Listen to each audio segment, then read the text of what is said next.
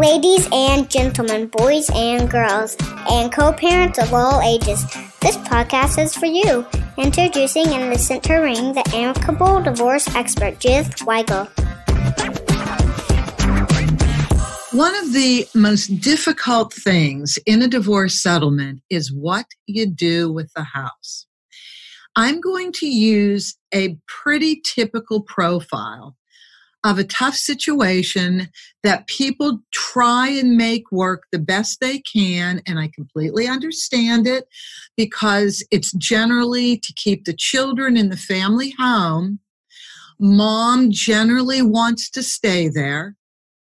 Dad is typically okay with it, but the real challenge comes when mom wants to buy dad out at some point, assume the mortgage, and be a homeowner. And unless certain factors are in place, it becomes next to impossible. But we have a woman with us today. We have Mona Elhalwagy. Mona is a mortgage broker. She's with Forbix, and I am told that to adhere to compliance, we need to put her NMLS number out there next to her name, and that is 663069. Did I do okay, Mona? Oh, that was perfect. I couldn't have said it better myself. Thank you so much. So we learn all these different things when we're interviewing people. I met Mona a few years ago, and I found her to be extremely creative. She does have a JD degree, so a law degree, not a practicing lawyer, but I found that very interesting that she went from that to eventually going into mortgage. And because of that, she's super sensitive to laws and rules and keeping everybody straight and focused. So Mona, let's do this. Let's take that typical example that I just set up. Mom wants to stay in the house with the kids. Mom is going to get child and spousal support. Let's start at that point and build the profile the way it needs to be built so mom can successfully assume the mortgage at some point. So this comes up a lot, and that is why I'm happy that you have me on the program, on the podcast. And I would like to give people just a little bit of background. I've been doing this for more than 15 years. And the company that I work for, we do all types of residential and commercial loans. So we get creative, and we know that that's, or at least we do our best to get creative. And we know that a lot of times that's what's needed in this situation. So basically, before the show, you had asked, for example, if somebody has a $300,000 loan, roughly, what do they need, right? Or how much do they need? If the mortgage is $300,000, right? If that's what they have to use to get the house, what else has to happen in terms of income streams? Well, the conventional ways to get a Fannie Mae Freddie Mac loan, and I'll explain a little bit about that, and then I can explain a little bit about some of the niche products we have, right? So ideally, the borrower would qualify just on their income. And they would qualify just on their income. And what the lender does is they see what are your debts. And when they see the debts, they just see how much is the mortgage, the property taxes, the insurance, and any monthly debt that shows up on the credit report. So they're not looking at your DW, they're not looking at a utility bill. They're not looking at daycare. They're not looking at anything like that, just the minimum payment on the credit report. So let's just assume, round numbers sake, right? If the loan is, 300,000, with the going interest rate, and let's assume, the insurance every month is roughly 100. Let's assume the property taxes are prorated at 400. Altogether, that's a total monthly payment of about $1,980. Let's call it $2,000. And then let's say they have a car payment of $250, but no other debt, right? Like no other student loans, nothing else. Altogether, that's a payment of about $2,250, right? That would be the overall debt that the lender would consider. And ideally, your income has to be twice that. So in a situation like this, it would be about $4,500. Okay.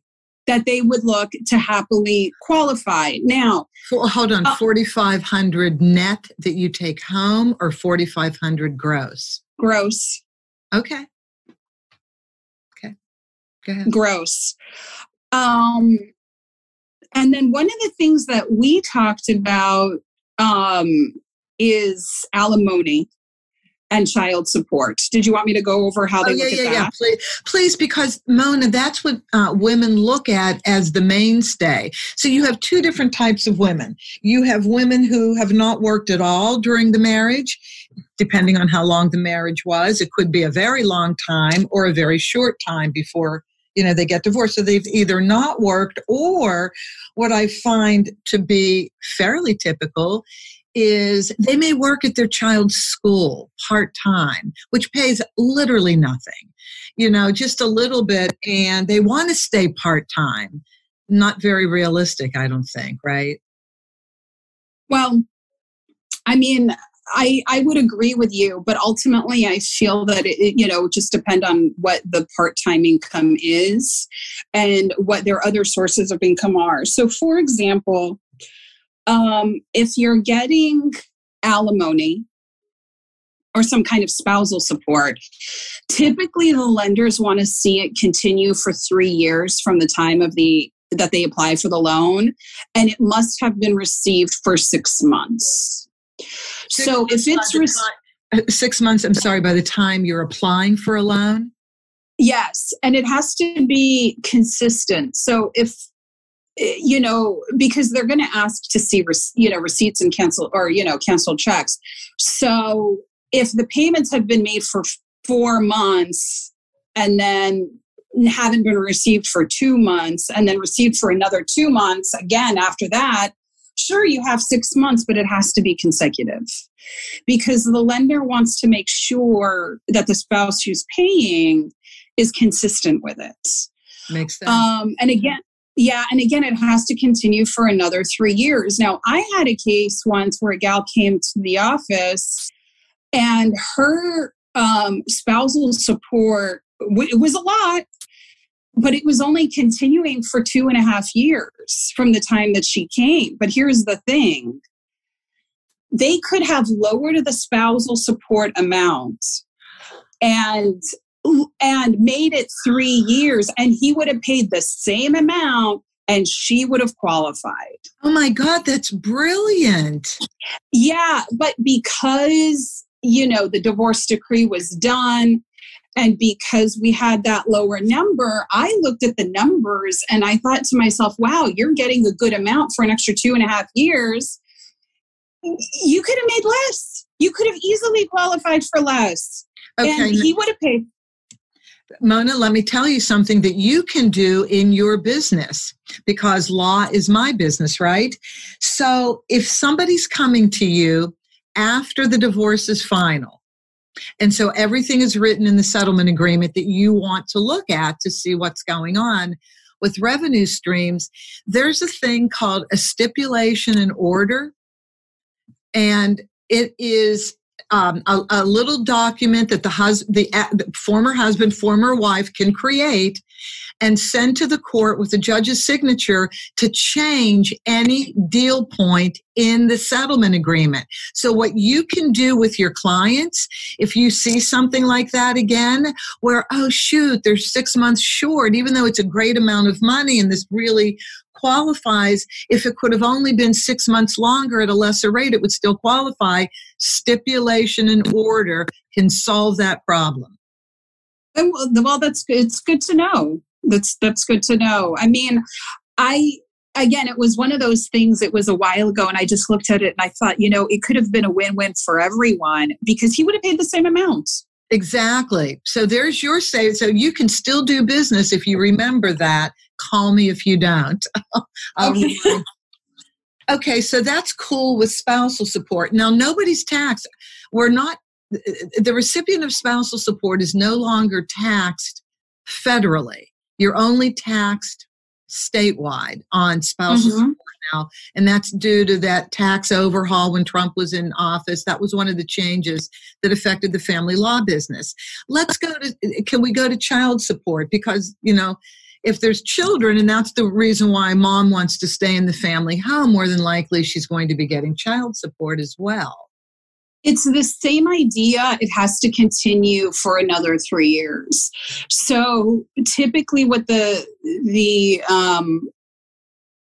has to continue for another 3 years. And I know a lot of times it depends on the age of the kids, so as long as it's going to continue for another 3 years. Yeah. So usually I see and I don't know, you can correct me if I'm wrong, but usually I see it continue to 18. But so in that case, if the kids are 15, as long as it stipulates another 3 years, you're okay. If they're 16 or 17, it would have to say for another 3 years, but typically that's typically what they want to see, is it for it to continue for the other 3 years. The next 3 years, and the same thing, they want to make sure they have a 6-month history of it, so it's consistent. Okay. And to look at consistency before we leave this topic, you want to see bank statements. You want to see the deposits. Right. Child and spousal support for 6 months to start the conversation. Exactly. Do you monitor it? There's no monitoring after the mortgage is provided there. Yeah. Okay. No. Once it's funded, it's funded. They're not going to ask for conditions after the fact. Okay. All right. That sounds good. So with a $300,000 loan, we'll use your model, which is kind of funny because, we're in Southern California, and that's a nothing mortgage to us, right? That's a mortgage on a mansion to people in other states. Is the mortgage lending industry similar in other states than from California? These are federal guidelines. Oh. These are federal Fannie Mae, Freddie Mac guidelines. Yeah. So that number that I told you about 50, whatever your overall debt is, meaning the mortgage, taxes, and insurance, and the minimum amount on your credit report, this is nationwide. So typically lenders want to see that you make twice that.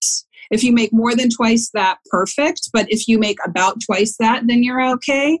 And yes, you're exactly right, because there's other parts of the U.S. where the mortgages are $200,000 and you have a nice sized house. And don't even get me started on prices here in Southern California. I feel like a pauper, everybody does. Good God, I can't believe this is happening. And everybody feels that way. I don't want anybody to get hurt in a real estate crash, but a crash would really help me get back in the market. It really would. A lot of people say that. I don't know how this is sustainable. I don't either. But and when I came to California in 1989, and I looked at what the rates, what the prices on homes were, I said, I don't understand how people can afford it at that time, and it's gotten worse. I don't get it. And I work all the time, and I don't get it. But I'm in the industry, and I do this all day, every day, and I still don't get it. Well, all right. Well, maybe the heavens will like us at some point, get us back. I love being a homeowner, so I want to come back, and I don't want a tiny house. I actually need space to walk around in. Okay, right. let's go to the next portion. Mom needs to re-enter the workforce. Mom has not been working, not even part-time at the kids' school for next to poverty rates. Mom really hasn't been working. Let's talk about what you look at with re-entering the workforce qualifications. So re-entering the workforce, ideally, you would be at another job for 2 years before you can consider it.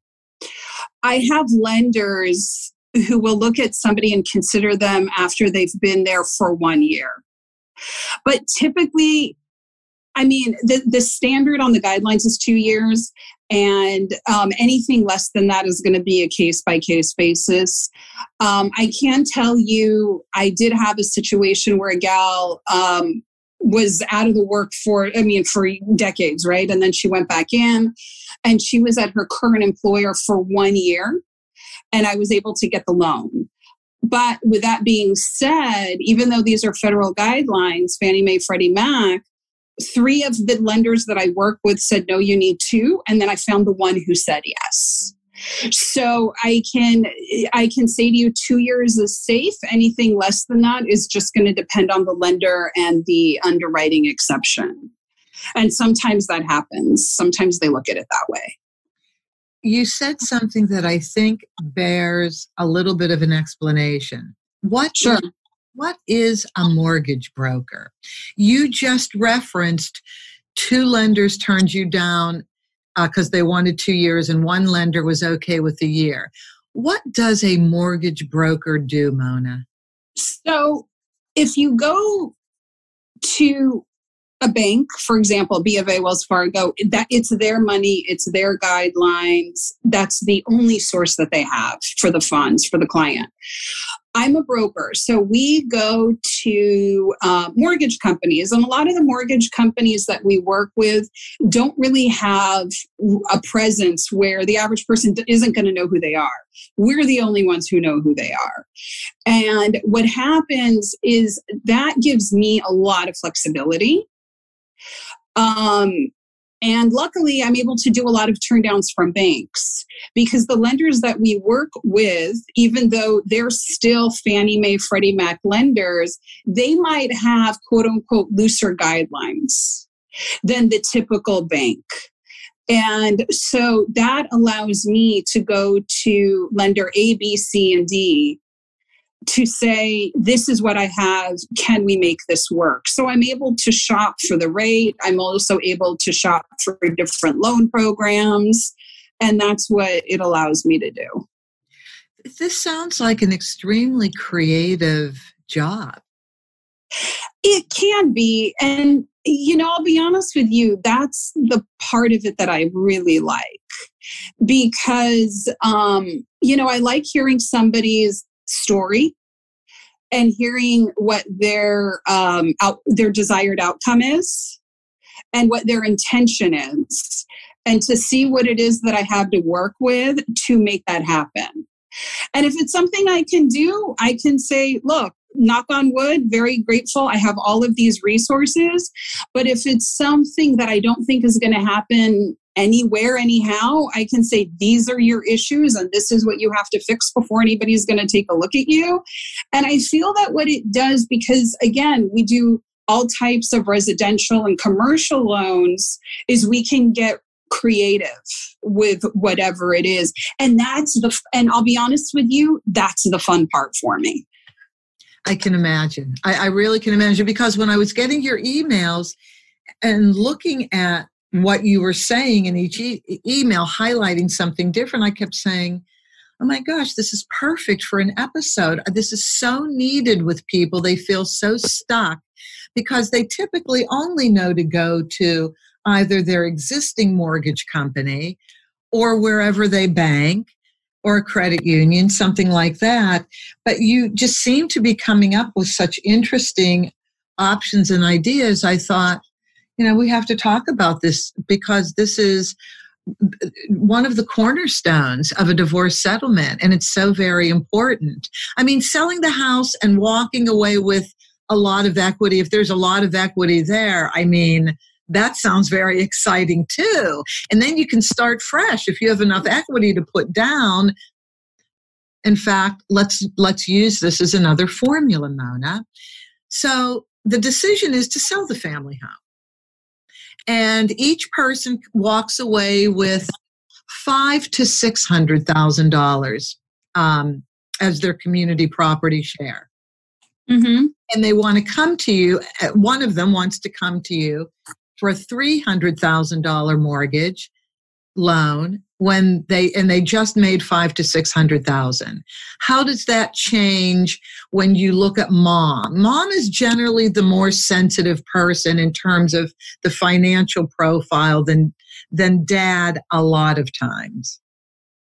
Well, the first thing I tell people is this, as we were talking about a little earlier, is that our values here our property values here are very expensive. And so I tell people, if you are going to sell, where are you going? Because you have to have the money for the down payment, you have to qualify. And not only that, but the property tax rate is going to increase. So the property tax, let's say, for example, if you buy a $700,000 house, let's just say, your property taxes per year, I just did the numbers, are going to be $8,750, right? But if they've been in the family home for decades, they might be paying $4,000 a year. So this is something I tell people, be prepared for your property tax rate to double just because everything is expensive, right? But to answer your question, I have, and this is one of the products that we have that I'm kind of excited about. It's called asset depletion. And what that means is the lender sees how much you have in liquid assets, and that could be money in a bank account. It could be stocks, it could be bonds, it could be, a CD, it could be whatever it is. And they take that amount, and I'm just going to use one of the formulas that one of our most aggressive lenders use, because different lenders have a different formula. They'll take that and they'll divide it by 84 months. And in this scenario, if I have 600,000 divided by 84 months, that equates to income of roughly 7,100 a month. You have to have 7,100 a month. Yeah. Exactly. 7,100 a month. So as long as then your mortgage, taxes, insurance, minimum payment on your credit cards, etc., and car payment is less than about 3,500, you can qualify. So you have to back into the number, right? But then again, with that is how much are you going to put down as a down payment, right? Because of the 600, a certain amount is going to be a down payment. So if somebody has questions, if they want to reach out to me, I'd be more than happy to go through the numbers. I just wanted to give you an idea, and that this way of qualifying asset depletion, it's been able to save a lot of loans for us. Like I had a gal once, and she got $2 million of stock.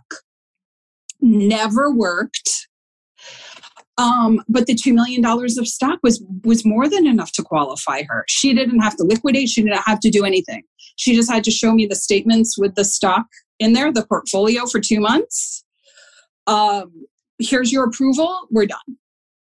Okay, got to stay in the house. If her big asset was $2 million in stocks, she obviously had to take some of that money to use as a down payment, right? She stayed in the family home. So we just refinanced, and that was enough for the refinance. Okay. All right, that's cool. Yeah, I don't remember I think they had another property and the husband got that. Anyhow, I forgot what it was, but I know that was more than enough to qualify her. Okay. I want to go back to mom. We already talked about mom re-entering the workforce. You'd like to see a minimum of 2 years of employment, ideally before a loan is provided or a refinance is provided. What if mom has been working part-time for a couple years? Now, when I've seen... Same thing. Yeah, 2 years? Yeah. It's 2 years. But here's one thing I want to sort of put out there. I think that everything is worth a conversation, because in the conversation is where I do the fact finding, is when I'll say, do you own other rental property? Do you have other, money coming from other places? What are your assets like? Do you have a side business? If they have a side business and they have money coming in with bank statements, many instances I could use that. So I feel that it's always worth a conversation and the fact finding to see what will work. Okay, now I have a tough question for you. Sure. Because unfortunately, this does happen. When you said side business, what I see a lot is maybe they do have a side business, all cash, never reported to the government. Right. Now, what do you do? And what do you do as a mortgage broker when somebody says this to you? Well, I actually do have this other income stream, but I can't really show it to you on paper because we don't declare it. There's two, I'm glad you brought that up, and this comes to the niche products. And there's two options. One option is we can show 12 months of bank statements. The lenders we work with are getting very generous, we'll call it, in whether they use personal or business. I have many lenders that will use one or the other, if not both. And then everybody has their own little way of looking at it. Some of them will look at deposits. Some of them will look at the end balance. Some of them will look at the combination of both, but that's a way to get it done, possibly. The other one, and this is unique. This is actually very unique. We actually have a product where you can do true stated income, meaning I leave the income blank and I leave the job blank. And we can do that up to, I forgot what it was. I think you need 20 or 30% equity, something like that. I actually have a loan I'm working on right now for a gal. And her taxes really don't show anything, but she's not going through a divorce. They just don't show anything. But there's equity in the property, and we're doing a loan for her for a little more than $900,000. Okay, so circle back. What do you mean by 20% equity in this story? What I mean is, let's say the house is worth $1 million. The loan amount would be $800,000, and then the 20% of the 200 would be considered 20% equity. What does the person want to do? Buy the house outright or refinance? What are we talking about? She's just refinancing. Okay, this is a refinance situation. This is a refi, yeah. Okay. So yeah.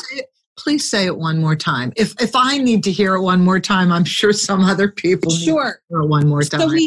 So we have another product, and it's a pure stated income product, right? Meaning, actually, what I do is I leave the income blank and I leave the job blank. So they don't need to know if you're self-employed, if you work with somebody else. All of that is blank. They don't need to know how long you've been working. That whole section is left blank on the mortgage application.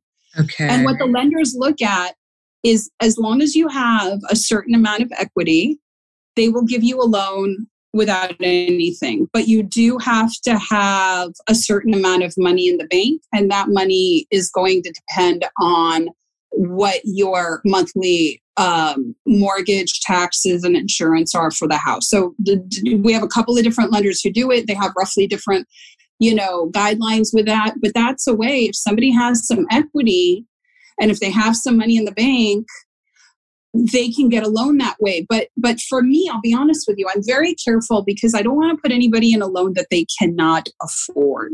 Sure. And I know that people have money from the side. They might have money from the family member from overseas that comes consistently. Maybe they'll rent rooms out, whatever it is.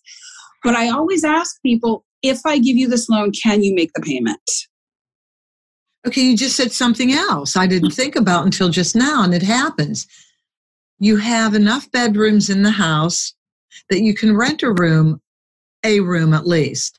How does that equate to an income stream for you to consider? That, I'll be honest with you, I'll be honest with you, I forgot what the guideline was, because I remember the last time I looked up the guideline, it had something to do, it was something funky, and I looked at it and I said, I've never seen anybody that falls under that. Yeah. And I just kind of dismissed it. So technically, can it happen? Yes. What are the guidelines and requirements around it? I can't tell you because I don't remember what they are. Okay, well, that's honest, because I don't remember everything either. So that's very honest. But so this this is another part of the conversation. When I'm in a mediation with people and we're trying to pencil out how mom can stay in the home. And one of the ways mom can stay in the home and pay the mortgage is by renting a room out. Yeah, I'll be honest with you. When I read the guidelines for it, like I said, I looked at it and I said, no one's going to qualify. Like no one's going to show the lender what they need for this. Mm-hmm. So it was just such an out there thing that they needed. So is it a possibility? Yes. Have I ever done a loan in all my years where one person has ever qualified for it? No. But the one thing I can tell you that I'm seeing a lot more of is ADUs, accessory dwelling units, that everybody in LA is building on their properties. Like you refurbish the top of the garage and make it an apartment, right? Something like that. Yeah. Or turn tough shed in your backyard into a dwelling somehow. Yeah, right. Exactly.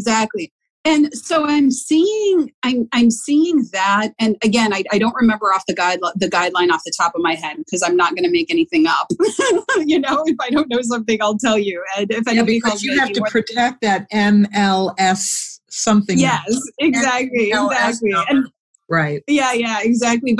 But I want to say that's easier to qualify. And the reason why is because when we do an appraisal, the appraiser can say, oh, these ADUs, accessory dwelling unit, can rent for $1,500 a month.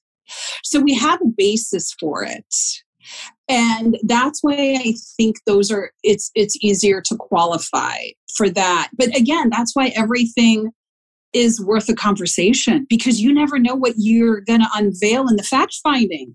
And that's the fun part for me. And I think it's because I spent the time in law school, right? Because in law school, what do? You read the fact pattern, you fact find, and that becomes the fun part of it. And I know it sounds strange, but I like hearing people's stories and see how to get something to work for them. Oh, no, I can totally appreciate how you feel, because even in mediation, I know that there's the law, which is the framework within which decisions are made, but then there's the story of the marriage that's really going to come into play when they go to make decisions about the settlement. It's going to be a little bit of emotional justice seeking. It's going to be, I stayed home and raised the kids so that you could get education, so that you could move up in the world. And so this is what I want. I mean, it's really interesting to listen to how people make decisions for their lives. And then you actually feel better about yourself sometimes, because sometimes people make crazy decisions and you sit there and you're like, I wonder what that it's emotional. Like. Because it's emotional. Yeah. Yeah. No, it is we both have very interesting jobs. Okay. It's certainly emotional. So here's something else that comes up. So Dad says, okay, fine, Mom. I'm fine having you stay in the house. I agree with you. I don't want to disrupt the children's lives, at least for right now. I'll give them a few years, if they're young children, to get used to the divorce, to get used to two households. But we do need to plan on when you are going to. I can't hear you. Uh-oh. You can't hear me? Really? And nothing has changed with me. I can hear you now. Okay, great, because the little sign came up, unstable internet connection. You were just labeled unstable, Mona. So, I'm glad you got stable again. Dad, of course, wants some type of forecast. When can I expect that you will refinance? Well, you did give us a time frame. You Right. said a window of 2 years is the appropriate time frame if you're reentering the job market, if you're going from part-time to full-time. So at least we have that now, right?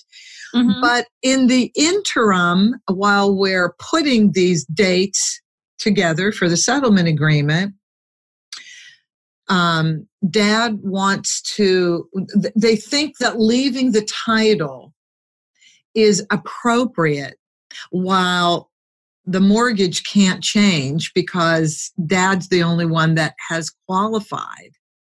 So let's talk about the difference between leaving title, leaving mortgage, and for the protection of everybody, what's the best way that that should take place? This is really important because I've spoken to some people and they assume, I'm not saying this is everybody, I'm just saying I've had conversations with people who just assume this, and it's absolutely wrong, that if they take themselves off of title, they are no longer obligated on the loan.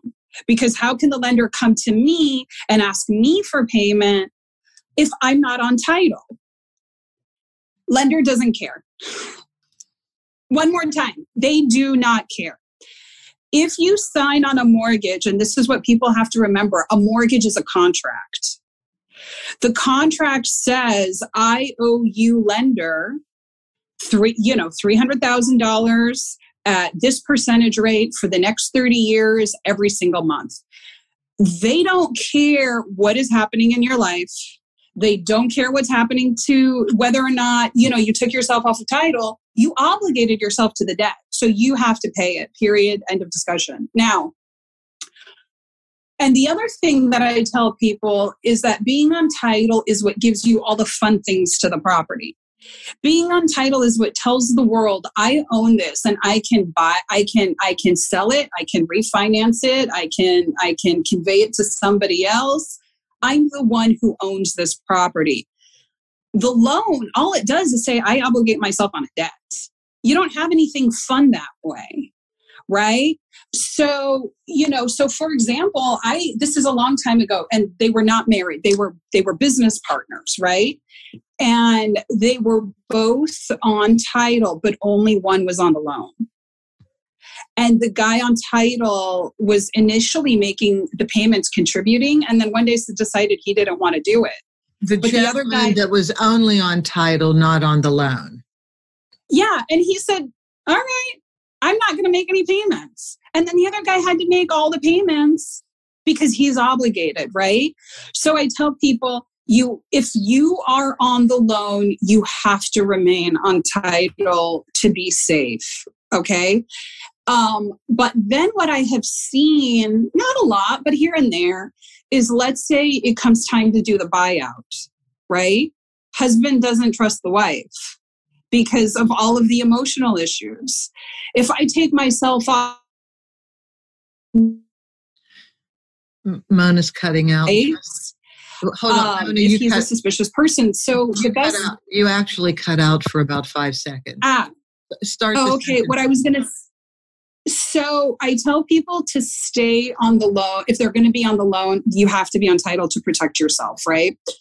But what I have seen a couple of times is, let's say the wife is buying out the husband, and exactly like we were talking before, because of emotional reasons, doesn't trust the wife. If I take myself off, how do I know you're going to refi? How am I going to know it's only in your name? I'm going to get the money, right? The funds needed to buy me out. Well, the easiest solution is I tell people it's all done through escrow. And can you hear me? What's done through escrow? What's done through escrow, Mona? I can't hear you. Well, you're cutting out again. And it's not even windy here in Los Angeles. But I'm going to finish what Mona was saying because this comes up all the time in mediation, and I'm sure she's going to be back in a second or two. But when one person takes themselves off title and they are also on the loan, if anything happens to mom living in the house and not even her fault, I'm finishing what you were going to say because you cut out for a while, Mona. Okay. And it's not even mom's fault that maybe something happens. I mean, worst case, mom passes away. Best case, mom becomes ill and cannot fulfill the mortgage payments. If you are off title, dad, you owe those mortgage payments and you do not have the benefit of home ownership anymore. So staying on title does two things while mom is trying to build up equity, build up credit, build up money, and move into refinancing herself. By staying on title, you not only protect yourself if you have to jump in and help financially to pay the loan, or if mom passes away, you still own the property, even though in the settlement agreement, 100% for the divorce, all of this process was listed when you will leave the loan, leave title. You have to remember that you will always be obligated to pay the mortgage if something happens. And if you're not on title, you don't get that asset. Right. Exactly. Yeah. Exactly. I mean, because technically you're not telling the world that you have any rights to the property. So it's important that that if they're on the mortgage, that they stay on title. But what I was starting to say before I think it froze up is that what happens is during the buyout process, during the loan process, we open up escrow, and the escrow can draft all of the deeds to take the one spouse off of title and make sure that if it's a buyout, then the out spouse gets the proceeds. They're a neutral third party, and they will make sure that everything is adhered to and all the T's are crossed and the I's are dotted. So if the out spouse is concerned... Okay, well, let's not use out spouse. I know people do that in the law business. Okay. It's what does that mean? Who are you referring to when you say that? The spouse that's no longer going to be living in the house. That's not in the house, that's giving the Right. house up and just wants their equity share. Right. Okay. Yeah. So it's done through escrow. Very neutral third party. They're the ones who take care of the deed transfers and to make sure that the spouse who's no longer going to stay in the house gets paid. That the new loan is done and recorded. They're the ones who take care of all of that. And I feel like that for some people, for couples who are divorcing, they like knowing that there's a neutral third party to take care of all that. Right. And just to say it a slightly different way, because I know where the fear levels of people lie when they're making their settlement negotiations is, well, how do I know that I'm really going to get all of my money, especially if it was a distrustful marriage? And so what you said is so perfect, because there can be two checks written in escrow. One check Exactly. is directly written to the person who's being bought out, so that mom doesn't have to write that check. The escrow people can write that check. And then if mom's taking any cash out, I guess there'll be a separate check for her. Right? And they can call the escrow company. Hey, this is what's going on. I just want to make sure that you're going to have a check with my name written on it with X amount of dollars through this transaction. Yes, because when I was selling a house, when I was living in Palm Springs some years ago, and the first house that I was going to sell, I did need some repair work done. And one of the contractors for the repair work said, you actually don't have to pay me now. I'll just go ahead and list me in escrow. We'll just list me as a lien, and I'll be one of the first people that gets paid. So for people who do need to do some work, maybe even selling their house and want to reinvest in something new, you may not have the funds. Maybe you're just stuck right now while you're getting divorced and you do need to contract for some repair work. Escrow can pay them out of the equity when you're when everybody's collecting their money from selling a house. Correct, Mona? That's what they can. They can. The only sort of caveat, sort of beware part that I would throw out there is that you really don't want the lender to know that you're doing a lot of work, because then they might say, well, wait a minute, did we miss something when the appraisal came back, Like, did you need a new roof and we didn't know about it? No. I think I'm referring to after the appraisal is done and you have to do some work. Maybe there's some code things, always with water heaters and stuff like that. There are codes that you have to meet in order to sell the house. And then you have to call somebody. It is, but usually if there's something that needs to be repaired, a lot of times the lender needs somebody else to go out there to make sure that the work was already done. If they say that you need to do A, B, C, and D, then they'll say, okay, well, we need to prove that it was done. And then it's another process or, another bit of paperwork that we have to furnish.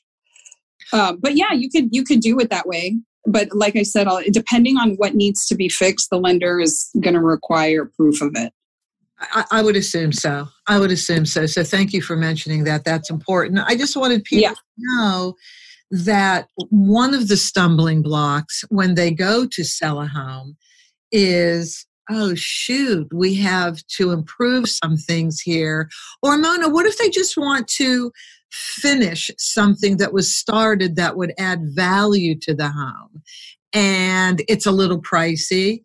They can still have that contractor get paid out of escrow, with all the monies available to pay the two spouses. I'll be honest with you. I hesitate paying contractors out of escrow only because I think it's going to raise so many red flags with the underwriter, and that's the last thing that you want.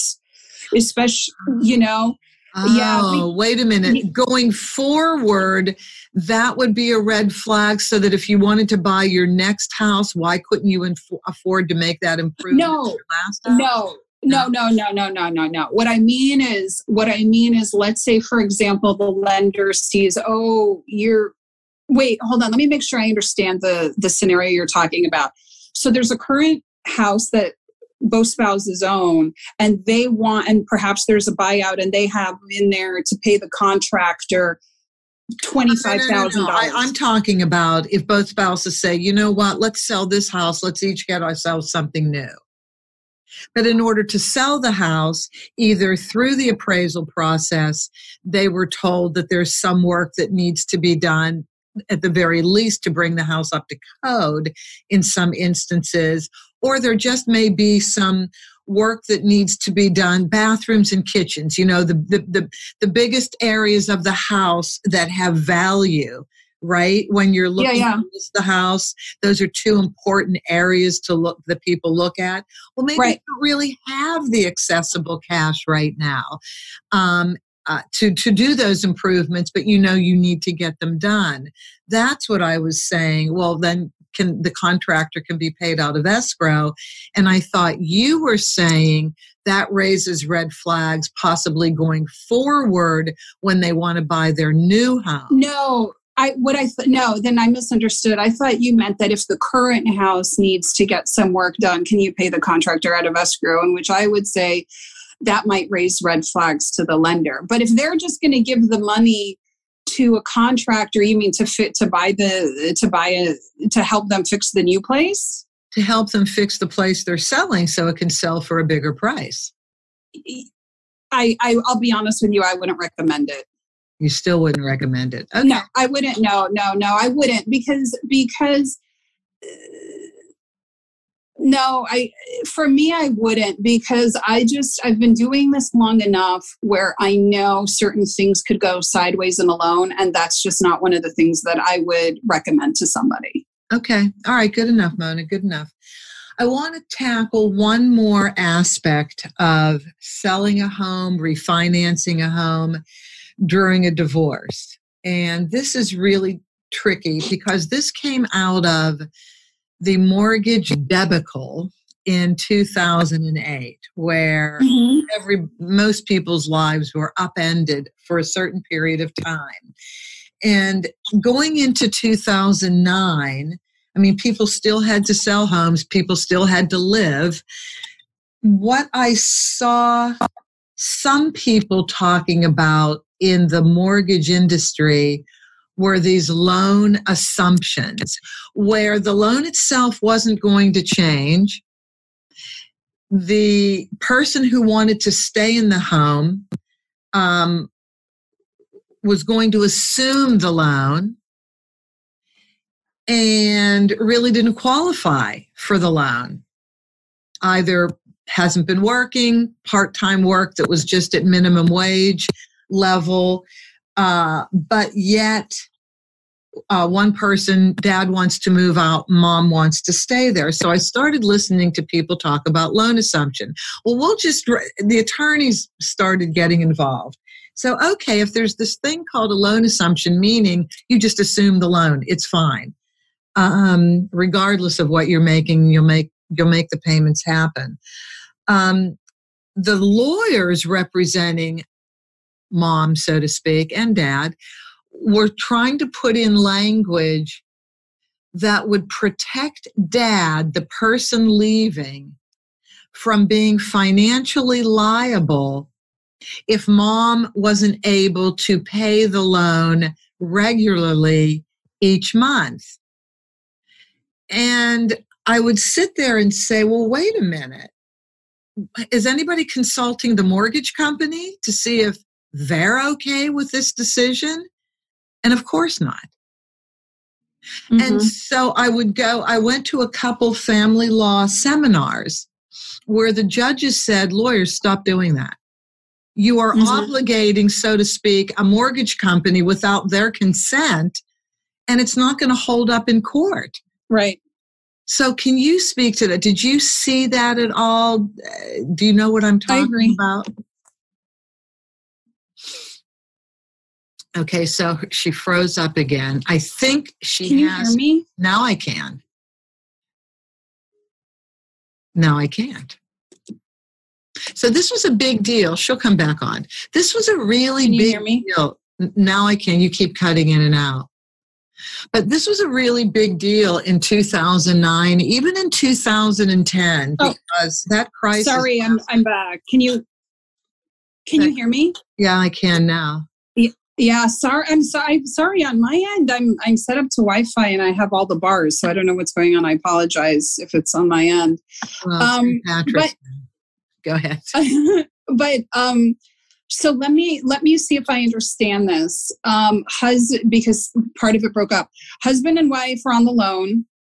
And what happens if one of the spouses can't make the mortgage, even though through the settlement, they're the ones who have to make all of the payments, all the mortgage payments? Right. On paper, on the settlement agreement, one spouse is assuming the loan and protecting, and I put air quotes around the word protecting, the spouse who's moving out from having any liability if the one who's staying in the house is not able to pay the loan.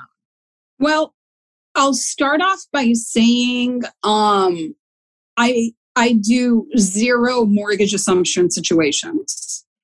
So people come to me when they're getting a brand new loan. So I could speak to that. But a mortgage assumption is, and again, from what I've heard about it, because you probably have seen it more on your end than me, is where you go out to the existing lender and say, hey, only one of us are going to stay on the loan. Are you okay with it? And then you proceed with the proper paperwork, right? You are right. What happens in that situation after the fact? Like I said, I do zero mortgage assumptions. People come to me for brand new loans, so I can't speak to that. But I would say that with anything, you just have to, this is the only thing I can come away with, that if somebody's going to come away with, that they would need to keep in mind. If a lender has you obligated on a debt, and if that debt payment is not made, they are going to report you to the credit agencies as being late. They don't care what court document, and they don't know about any court document that says the other person or somebody else has to pay it. All they know is Joe Smith, Jane Smith, you're both on the loan. Both of you have to make payments. If the court says that only one of you are obligated and that person who's obligated isn't making the payment, but that other person's still attached to the debt, the creditor doesn't care. They're going to go to the credit agencies and they're going to say, blanket, here you go, it's late, it's late and they're not going to care. And all I can say from that is good luck trying to call them and show them your divorce decree and tell them, because I don't think they're going to care at that point. Excellent. Now I just need to put that to bed. Yeah, they're not going to care because all this is automated, right? This is the account number. These are the names attached. You're more than 30 days late, because usually it's more than 30 days. We're going to report you to all of the agencies. That's it. Yeah. One thing I'm surprised about that you said that is still ongoing from 2008, and that's stated income. Wasn't that one of the things that got the whole mortgage industry in trouble, where there were stated income loans? There was no research done, no tax returns provided, no paperwork provided to support that whatever you put your income down on the loan is verifiable. So I'm quite surprised that stated income is still around. It went away for a long time. And before, because I was in the industry at that time, everybody was doing stated income, right? And you could buy a house for $500,000, because at that time you could buy a nice house for $500,000, right? When we talk about the property values. And you could put zero money down, not show you had anything in the bank, and here's your loan. And so that went away for a very, very, very long time. And now you have more, technically they're called non-QM or non-qualified mortgage loans come out, which I just call niche loans, just to make life simple. Sort of like the outside of the box loans. And not too many lenders do it. Like I said, we have 2 lenders that do it. And if I have to be very technical and kind of like protect myself, they don't call it stated income. They call it a no ratio loan, where they don't really look at how much income you make. That's what they call it, no ratio. And very few lenders do it. We have a couple who do it, but the guidelines are very different. They're very, very different. And I shouldn't say stated income, because I'm not stating anything. Everything is absolutely left blank. But you know how I said earlier where they do the ratio of what your debts are to how much you make? Because everything is left blank, there's no formula, because the income is zero. The income is blank. So technically that's why they call it a no ratio loan, because there's no math for them to perform. But very few lenders do it, but they're doing it in a very different way, because before you didn't have to put any money down. If you refinanced, you didn't need much equity, right? Now they want to see equity. They want to see that you have money in the bank. Like I said, they have their formula where they take how much the mortgage taxes and insurance, and then you have to have a certain amount of that in the bank. Right. So it looks very different than it did before. And the way they do it today, I'm not as concerned as I was in 2006. Yes. I'm not. The way they do it right now, it's so conservative compared to before. So if you go the route of not having to provide your income, you still have to provide some financial information to show that you have something. They want to make sure that you have a certain amount of money in the bank to pay, the mortgage for a certain amount of months, and for some lenders it's 6 months, for some lenders it's 12 months, depending on the loan amount. It could be 18 months, you know what I mean? It just depends. So yeah, you have to show something. And like I said, it's very different than it was before. But one of the things that I do want to touch upon that a lot of people don't know is that if you have an investment property, right? Meaning if you own a duplex or 4 units or 5 units or an apartment building, in many cases, you can get financing for that without showing your own tax returns. Because we have lenders that will look at only the income from the rental property. So for example, I had a gal and she got through the settlement 4 units. She had zero income, was out of the job market forever. And because the rents received covered the mortgage, the taxes, and insurance with some money left over, because that's how their formula is, I was able to get her a loan, no tax returns. But again, in that situation, they heavily look at and vet the rental income. So, and the appraisal has to say, yes, the rental income market rent is this amount. We have to show the leases. In some cases, you have to. And then we also had to show for her that she had a certain amount of money in the bank to make the mortgage payments. But that's an option that people come to me all the time, and they don't even know that loan exists. But luckily it does. You have been wonderful, Mona. So creative. I just love it. Thank you. Seriously, very creative. I love all your emails when you send them to me. Thank you. Best way when we have a situation where mom's going to stay in the house, dad's going to leave, and mom can't really do anything for a couple of years. Do you like meeting with both mom and dad in this interim process to get them both set up for how they should prepare for the future, for that point when mom can assume the loan, refinance for the mortgage? Or does it matter? Or does it not matter? I don't know. I'll be honest with you. For me, I don't know what matters. Because if the spouse who wants to keep the house can tell me what their financial background is and what the settlement agreement or the divorce decree is going to be, it doesn't really make a difference. But sometimes, they'll say, oh, I want you to talk to the other spouse. And sometimes it's fine. And sometimes they yell at each other and nothing happens. So, They even do it in your office? That's too funny. Yeah, I'm glad to know that. Yeah, it could go either way. I know.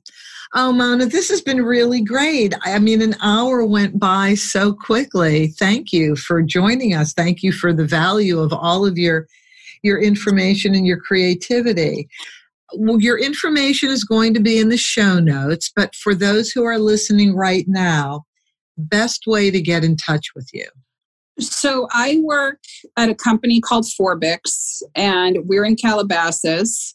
And my email, am I allowed to say my email on it? Does that work? Yeah, anything you want. All right, cool. My email is Mona, Mona, at Forbix, F like Frank, O, R like Robert, B like boy, IX. And my cell number is 818-822-5550. Again, 818-822-5550. And I'm completely fine with people giving me a call or emailing me. If you email me and I don't get back to you, it means I didn't get it. So follow up with a phone call, because I get back to everybody. It's important for me that I do that. Excellent. This has been great. So informative. Thank you so much. This is really going to help me when I'm mediating too, to know some things that I really did not know before. So beneficial to me as well. And I want to thank you. Thank you for inviting me. Thank you for having me. Thank you for being interested in the topic. I really appreciate it. Absolutely. No, this was great. And I remember when I met you, and I found you found you to be a wealth of information. So I'm glad we could finally make this happen. Thank you. And to everybody listening, thank you as well. I appreciate each and every one of you. And I know this had to have been helpful to many of you listening, because this is one of the biggest issues in a divorce settlement. You can reach me through my email, Judith at theamicableddivorceexpert.com, Judith at theamicableddivorceexpert.com. And as always, have an amicable day. That's our show for today. Thank you for joining us. Be good to yourselves, be kind to your spouse, and cherish your children above all else.